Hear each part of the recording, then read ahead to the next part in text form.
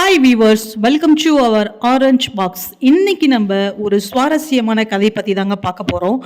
அதுக்கு முன்னாடி ஒரே ஒரு லைக், சப்ஸ்கிரைப் பண்ணிவிடுங்க. ஏன்னா நெக்ஸ்ட் வீடியோ போடுறதுக்கு எனக்கு ஒரு மோட்டிவேஷனாக இருக்கும். இந்த கதை கண்டிப்பாக உங்களுடைய லைஃப்பை சேஞ்சஸ் பண்ணும், ஒரு மோட்டிவேஷனாக இருக்கும்.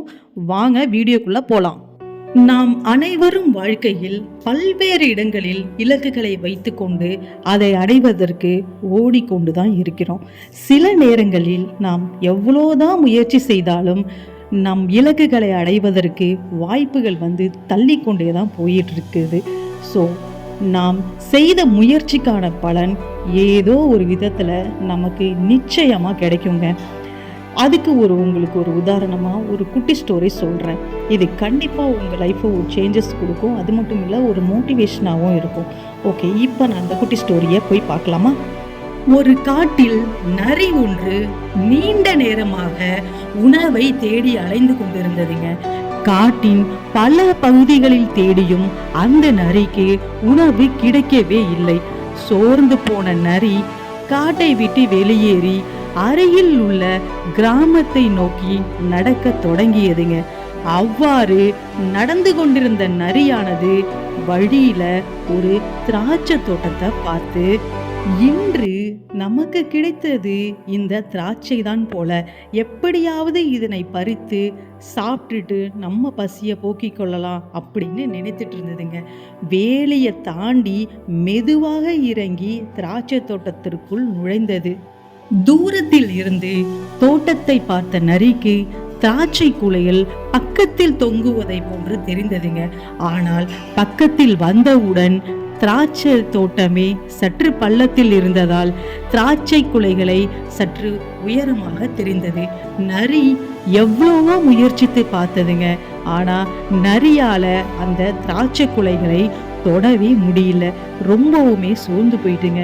நம்ம எவ்வளவோ முயற்சி பண்ணி அந்த திராட்சையை நம்ம சாப்பிட பார்க்குறோம், ஆனால் அது இவ்வளோ தூரத்தில் இருக்கே, ரொம்பவுமே அது கவலை ஆயிட்டுங்க. நரியானது தொடர்ந்து முயற்சி செய்து கொண்டே இருந்ததுங்க. ஆனால் ஒரு திராட்சையை கூட அதனால சாப்பிட முடியல. சோர்ந்து போன நரி, இந்த பழம் நமக்கு சாப்பிட கிடைக்காது போல என்று எண்ணி அந்த இடத்தை விட்டு நகர ஆரம்பிச்சிட்டுங்க. சற்று தூரம் நடந்த பின் சோர்வாக இருந்த நரி, இவ்வளவு தூரம் முயற்சி செய்து விட்டோம், கடைசியாக ஒரே ஒரு முறை செய்யலாம், முயற்சி செய்து பார்ப்போம். இதற்கு மேலும் காட்டிற்குள் சென்று உணவு தேட உடம்புல நமக்கு தெம்பு இல்லை என நினைத்ததுங்க. தன் உடலில் உள்ள முழு பலத்தையுமே திரட்டி சென்ற இடத்திலிருந்து ஓடி திராட்சை குலைகளை நோக்கி தாவி குதித்ததுங்க. ஆனா இந்த முறையும் திராட்சை குலையில் நரியின் வாய்க்கு எட்டவே இல்லைங்க. விழுந்த வேகத்தில் நரியானது பக்கத்துல உள்ள திராட்சை கொடியின் மீது மோதி கீழே விழுந்துடுச்சு. நரி மோதிய வேகத்தில் பக்கத்து கொடியில் இருந்த திராட்சை குலைகள் அனைத்துமே கீழே விழுந்தனங்க. நரிக்கு வலி வேறு தாங்க முடியவில்லை. இருந்தாலும் நரிக்கு மிகுந்த சந்தோஷமா இருந்ததுங்க. மெதுவாக எழுந்து அந்த திராட்சை பழங்களை எல்லாம் சாப்பிட தொடங்கியது. சிறிது நேரத்தில் களைப்பை நீக்கி மீண்டும் காட்டை நோக்கி பயணிக்க தொடங்கியதுங்க. ஸோ இதிலிருந்து நமக்கு என்ன தெரியுது?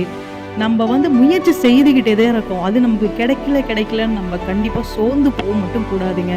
நீங்கள் செய்கிற முயற்சி என்னைக்குமே உங்களுக்கு ஒரு பலன் கிடைக்குங்க.